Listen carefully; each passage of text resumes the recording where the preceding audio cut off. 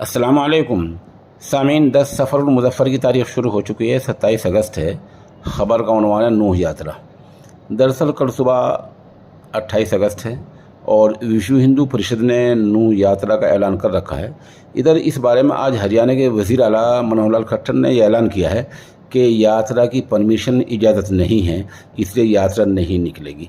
साथ साथ वज़ीर आला ने यह भी कहा है कि जल चढ़ाना, पानी चढ़ाना भी आदमी का बुनियादी हक़ है और लोग मकामी तौर पर चढ़ाना, लोग इसके लिए कहीं से सफ़र न करें, यात्रा में न जाएं, ऐसा वज़ीर आला ने अपील की है।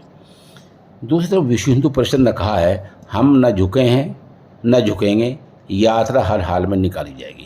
अभी शाम होते होते विश्व हिंदू परिषद का एक बयान और आया है कि तादाद अफराद की कम हो सकती है, यानी लोग हम उसमें कम शामिल हो सकते हैं, लेकिन यात्रा हर हाल में निकलेगी, ऐसा विश्व हिंदू परिषद ने देर शाम ऐलान किया है।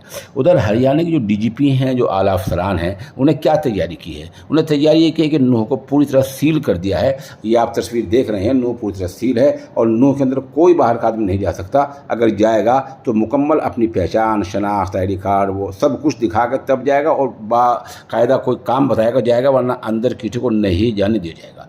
आप देख सकते हैं कि जिस तरह पुलिस ने इंतज़ाम किया है वो बहुत अच्छा इंतज़ाम है और हमारी हरियाणा पुलिस ने बेहतरीन इंतज़ाम किया है। बता दें अभी 24 घंटे पहले डीजीपी हरियाणा ने चंडीगढ़ में एक मीटिंग की जिसमें यूपी के अफसरान भी थे, दिल्ली के अफसरान थे, राजस्थान के अफसरान थे और चंडीगढ़ के अफसरान थे खुद। और उनका मशवरा ये हुआ कि जो आपस में जो हम इंतज़ाम कर रहे हैं 28 अगस्त के लिए, और उनमें आपस में शेयर करें, यानी एक दूसरे के साथ तबादला ख्याल करते रहें, फ़ोन पर संपर्क में रहें, रब्ता करते रहें, ताकि पता लगता रहे कि कहाँ क्या हो रहा है। बहरहाल एक तरफ पुलिस का पूरा इंतज़ाम है, एक तरफ वज़ीर आला का बयान है, एक तरफ उसका बयान है हरियाणा यानी विश्व हिंदू परिषद का बयान है, एक तरफ मुसलमानों का बयान आया है। और वहाँ से एक मीटिंग आप देख रहे हैं मुसलमानों की, जहाँ एडवोकेट तला साहब हैं, मौलाना साबिर कासमी हैं, ये कल के मामले लेकर तशवीश में हैं और इन्होंने बकाए बाहमी यगानगत की और आपस की तालमेल की अपील की है। ये चंद बातें नूह यात्रा से मुताल्लिक़ हैं। अगर इसमें कोई और अपडेट होता है तो आप हमारे साथ बने रहें, इंशाअल्लाह हम आपको उससे